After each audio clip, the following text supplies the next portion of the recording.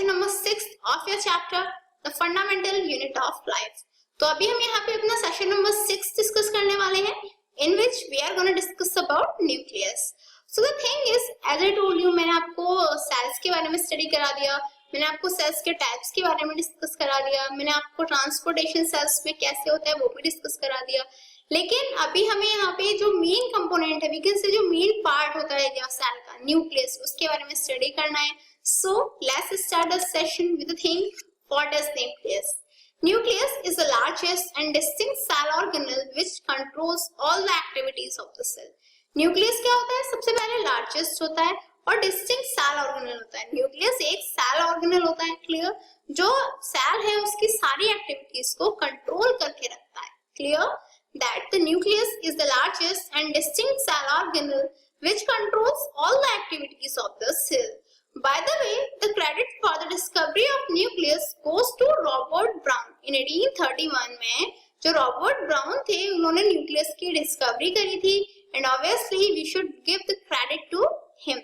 So the credit for the discovery of nucleus goes to Robert Brown, who discovered nucleus in 1831. Clear? अब बताते हैं जो nucleus है उसको हम ब्रेन ऑफ द सेल कहते हैं. Yes, it is known as brain of the cell. Why?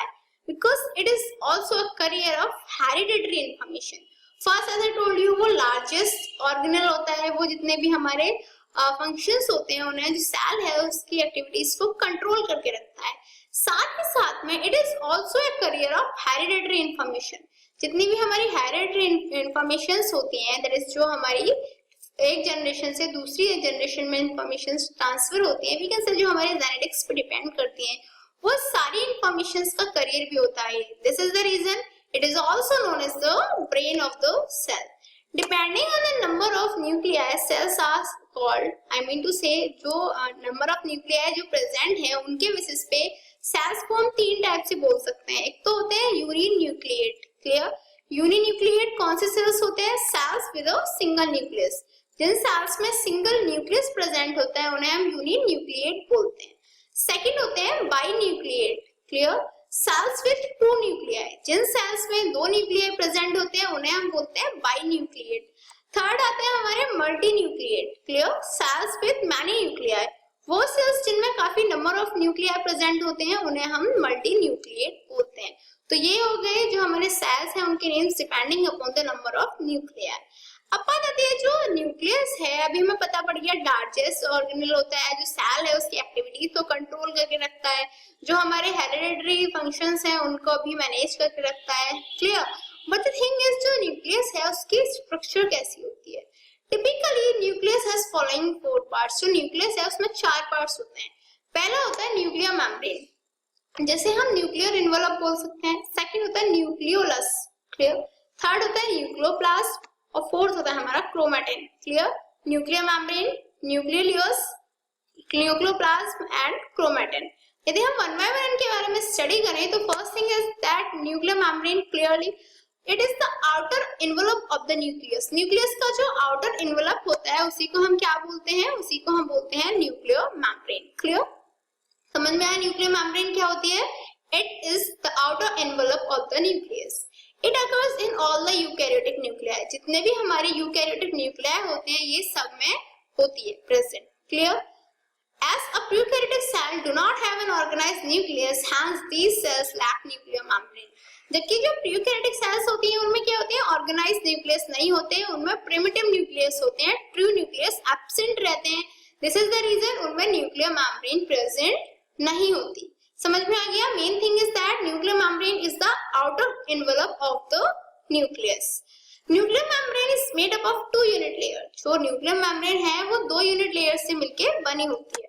The membrane has numerous small cylindrical channels called nuclear pores. जो मेम्ब्रेन होती है उसमें काफी सारे छोटे छोटे सिलेंड्रिकल चैनल्स होते हैं जिन्हें हम क्या बोलते हैं? न्यूक्लियर पोर्स बोलते हैं. Clear? Nuclear pores allow the transfer of material between cytoplasm and nucleoplasm. जो हमारे साइटोप्लाज्म है, न्यूक्लियोप्लाज्म है, उनके बीच में जो ट्रांसफर होता है, clear?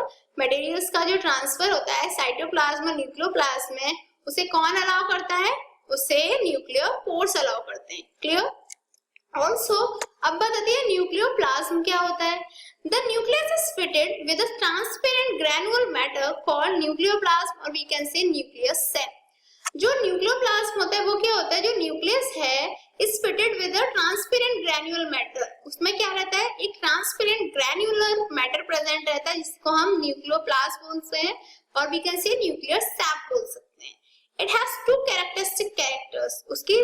It has two characteristic structures. उसकी दो structures होती हैं, that is nucleolus and chromatin material. That is उसमें दो और structures present होती हैं. क्या होती है, न्यूक्लियोलस और क्रोमेटिन मटेरियल भी उसमें प्रेजेंट रहता है. तो क्लियर हुआ न्यूक्लियोप्लाज्म क्या होगा. The nucleus is fitted with a transparent granular matter called nucleoplasm and it has two characteristic structures, nucleolus and chromatin material. अब बात आती है जो न्यूक्लियोलस है वो क्या होता है. It usually appears as a spherical body and it's not bound by a membranous envelope.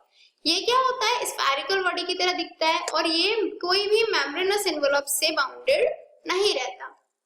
It is a site of ribosome formation. जो राइबोसोम्स होते हैं उनके फॉर्मेशन की भी जो साइट न्यूक्लियोलस ही होती है. Hence it is also known as factory of ribosomes. This is the reason nucleolus को हम फैक्ट्री ऑफ राइबोसोम्स कह सकते हैं. So the thing is why nucleolus is called factory of ribosomes, because it is the site of ribosomes formation. Clear. Ribosomes helps in synthesis of proteins in the cytoplasm. जो हमारे ribosomes हैं उनका function क्या होता है, वो proteins की synthesis कराते हैं. साइटोप्लाज्म में जो प्रोटीन्स की सिंथेसिस होती है वो राइबोसोम्स की हेल्प से ही होती है. क्लियर. अब बताइए जो क्रोमेटिन होता है वो क्या होता है. It is an entangled network of long thread-like structure which condense to form chromosomes during cell division. ये क्या होता है, entangled network होता है, काफी लॉन्ग होता है, थ्रेड लाइक स्ट्रक्चर होती है और क्या करता है, ये कंडेंस होता है to form chromosomes during the cell division. जब सेल डिवीजन होता है उस टाइम पे क्रोमोसोम्स का फॉर्मेशन करता है. मेनली थिंग इज दैट जो क्रोमेटिन है वो क्रोमोसोम्स से रिलेटेड है और जो क्रोमोसोम्स है वो हमारे हेरिडिटरी कैरेक्टर्स से रिलेटेड है जो कि हमारे न्यूक्लियस का मेन फंक्शन होता है. Clear. So the thing is there are actually chromosomes in the their highly extended form. जो क्रोमेटिन है उन्हें हम नॉर्मली ये भी कह सकते हैं कि वो क्रोमोसोम्स होते हैं जिनकी जो फॉर्म है वो हाईली एक्सटेंडेड होती है. Clear. Chemically the chromatin is composed of DNA and proteins. Chromatins जो होते हैं वो किससे मिलके बने होते हैं, डीएनए से और प्रोटीन से मिलके बने होते हैं. Clear.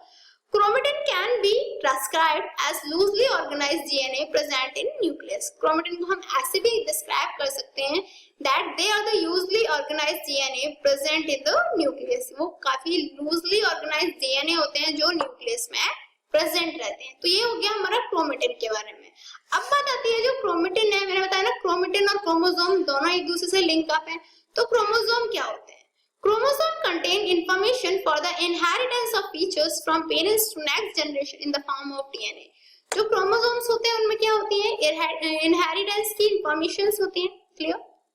I mean to say they contain information for the inheritance of features. जितने भी हमारे features होते हैं जो parents से next generation में transfer होते हैं, उन features के जो inheritance है उसके लिए वो information contain करके रखते हैं. I mean to say आप सिंपल वर्ड्स में समझ सकते हो कि जो भी नेक्स्ट जनरेशन में फीचर्स ट्रांसफर होते हैं, दैट इज जो जेनेटिक्स कैरेक्टर पेरेंट्स से नेक्स्ट जनरेशन में ट्रांसफर होता है, उसमें सबसे बड़ा रोल जो होता है वो क्रोमोसोम्स का प्रेजेंट होता है, because they contain information for the inheritance of features from parents to next generation in the form of DNA. Also, chromosomes are visible as rod-shaped structures only when the cell is about to divide and consists of two similar halves called chromatids. Clear? जो chromosomes होते हैं visible होते हैं and rod-shaped structures होती है उनकी only when the cell is about to divide. जब cell divide होने को होता है and consists of two similar halves. उसमें जो halves हैं वो similar halves present रहते हैं जिन्हें हम chromatids बोलते हैं. Clear? Also, we can say chromosomes are composed of two components. जो chromosomes हैं वो दो कंपोनेंट से मिलके बने होते हैं, डीएनए से एंड प्रोटीन से. Clear.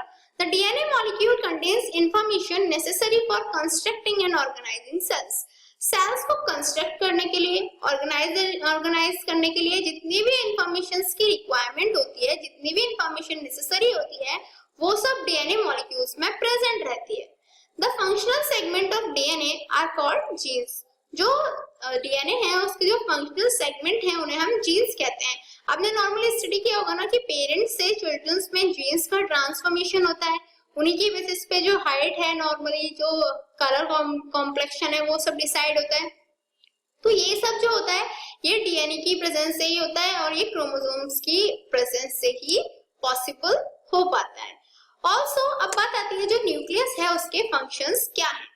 Nucleus plays an important role in cellular reproduction in which a cell divides to form new cells. Clear? जो न्यूक्लियस है वो क्या करता है, एक बहुत ही इंपॉर्टेंट रोल प्ले करता है इन सेल्युलर रिप्रोडक्शन। सेल्युलर रिप्रोडक्शन में in which a cell divides to form new cells, जिसमें जो सेल है वो न्यू सेल्स को न्यू सेल्स का फॉर्मेशन करने के लिए डिवाइड होती है। Clear? That the nucleus plays an important role in cellular reproduction in which a cell divides to form new cells.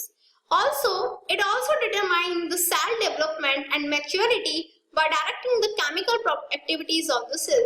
जो हमारा न्यूक्लियस है वो क्या करता है, सेल के जो डेवलपमेंट है, जो उसकी मैच्योरिटी है उसको भी डिटरमाइन करके रख सकता है।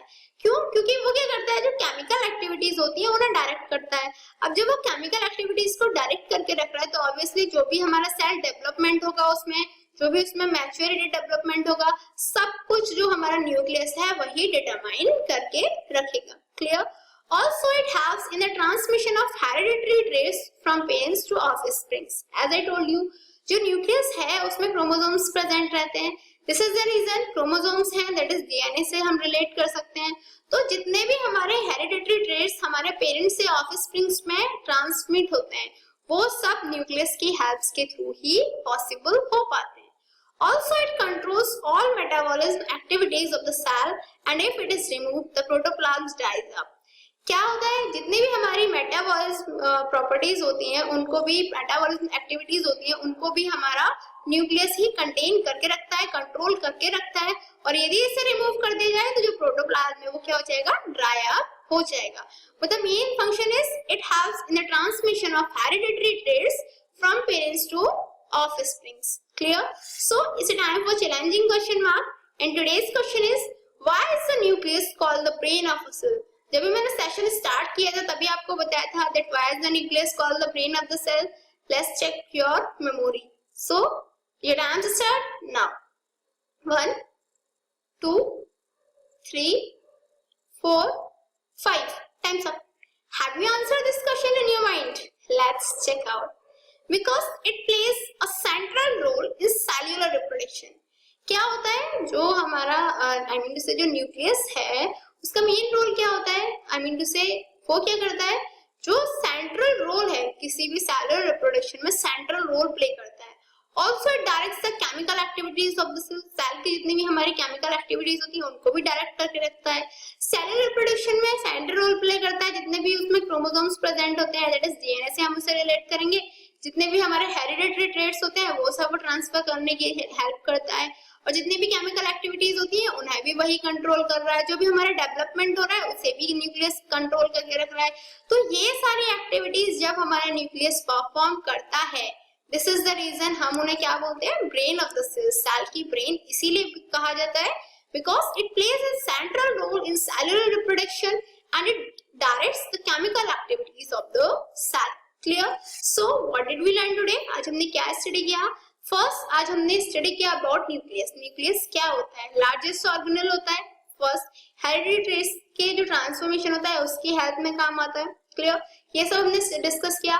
साथ में जो न्यूक्लियस है वो किस किस से मिलकर बना था, कौन से उसमें 4 मेन पार्ट्स रहते हैं, न्यूक्लियर मेम्ब्रेन हुई, न्यूक्लियोप्लाज्म हुआ, न्यूक्लियस हुआ एंड क्रोमेटिन हुआ। साथ में हमने ये भी स्टडी किया जो क्रोमेटिन है वो क्रोमोसोम से रिलेट करती है। जो क्रोमोसोम्स हैं वो हेरिडिटरी ट्रेट्स के ट्रांसफर के लिए काफी इंपोर्टेंट रोल प्ले करते हैं। दैट इज जो न्यूक्लियस है वो as a brain of cell work करता है। In next session we will gonna discuss more about this chapter. Till then good luck.